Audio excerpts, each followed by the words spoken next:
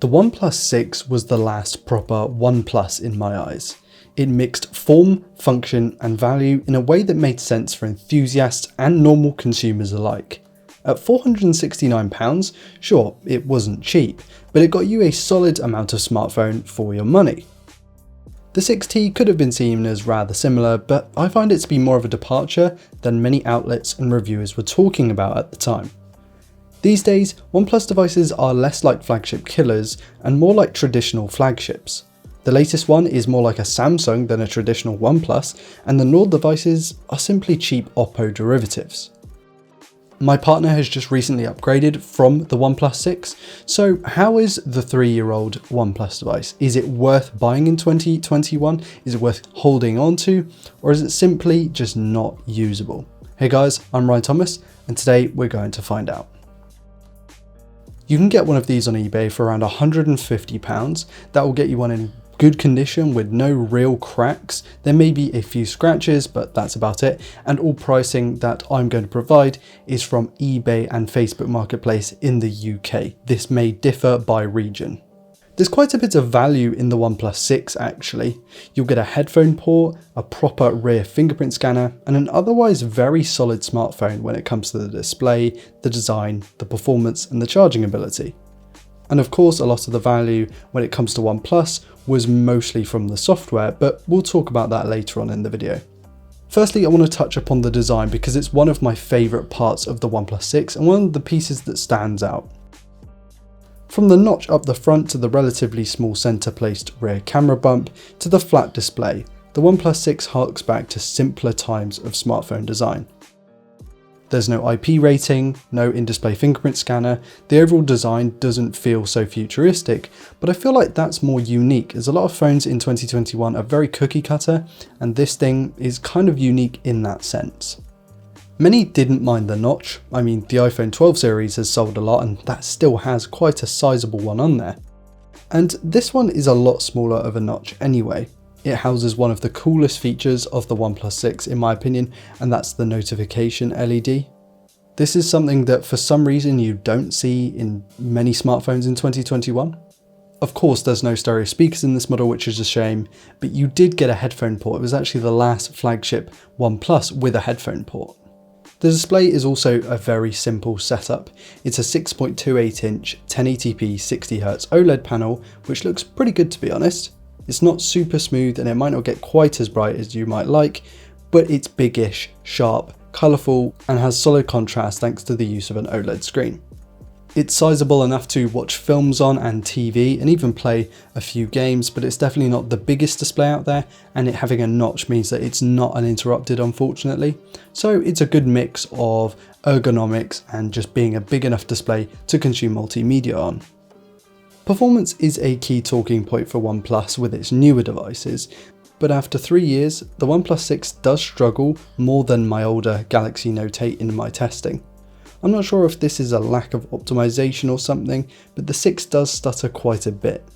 It's not awful, but I feel like you can get better performing phones, even used ones, for £150 on the used market.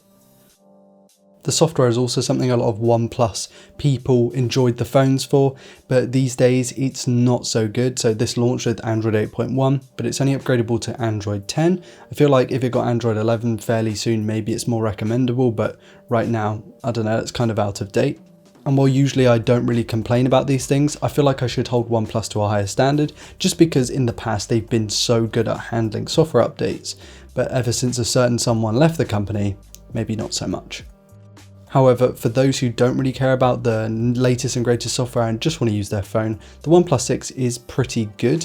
The performance is alright, it does stutter often, it's definitely not silky smooth anymore, and I feel like a couple of factory resets might make it a little smoother. However, the issue that we're having on this unit is that it just stutters an awful lot when switching between apps. We do have the 6GB RAM, 64GB storage option, and there's also a higher version of that, 8x128, which could help with this, but I haven't got one of those in for testing unfortunately. Charging isn't rapid by today's standards either, but is better than the average quick charge from a few years ago. 0 to 60 takes half an hour, which at lunchtime should see you through the rest of the day, thanks to the 20-watt dash charge brick that OnePlus has since moved away from for faster speeds. The battery life itself isn't too bad. As long as you take that charger with you and top it up at lunchtime, you will get a full day. However, without topping up and without charging, a used and degraded cell like the one found in this phone is not going to get you a full day unless you're a very light user, you know, with turning the mobile data off, turning Bluetooth off. But if you're the sort of person who's commuting and listening to music or anything like that, this thing is going to run out of juice pretty quickly. Something else that OnePlus has moved on from is its traditionally subpar cameras, and unfortunately the OnePlus 6 is laden with those pretty meh shooters. There are 3 in total: a 16 megapixel selfie camera, a 16 megapixel main rear camera, and a 20 megapixel rear camera that's meant to help with low light performance. Does it? I mean, the OnePlus 6 was never a chart-topping camera in the first place, and you really shouldn't expect anything much from it after an extra 3 years. It's good enough in decent light with the main camera, but if you're a bit of a shutterbug, the Pixel 3 from the same era will deliver much better results. You get photo, portrait and nightscape mode, so there is a slither of versatility in there, but without the extra focal lengths, there's not much to play around with. In subpar lighting, you'll struggle to capture good photos with the OnePlus 6. There's a lot of noise and a lot of noise reduction artifacting, so it really isn't ideal in those kinds of scenarios. As an overall camera package, I'd steer clear of the OnePlus 6 if you like taking lots of photos, because this ain't it, chief, as the kids say. So, is the OnePlus 6 still good in 2021? Well, I found it a bit of a mixed bag. The software wasn't necessarily the best, the performance, again, not really the best. The ergonomics and design I actually really liked, the cameras meh, and the battery life meh. So what I'm really trying to say is maybe steer clear of this one unless you're a lighter user that just wants a solid device. So maybe steer clear of this one unless you're a really light user who likes things like a traditional fingerprint scanner, a headphone port, the OnePlus look and OnePlus software, because that's where you're going to find all of those things in one place. However, if you're just looking for a solid Android smartphone, I recommend going something like the Galaxy Note 9 or Note 8 if you need to spend around the same amount of money, or if you can get something like a Pixel 3a XL. And with that, I'm going to finish today's video. Thank you all so much for watching. Please do like, dislike, comment and subscribe if you're new around here to never miss a video like this one. And check out all the links in the video description to my social media. It really helps me out. Whilst you're down there, please do comment, like and subscribe to never miss a video like this one. I've been Ryan Thomas and I'll catch you later. Peace.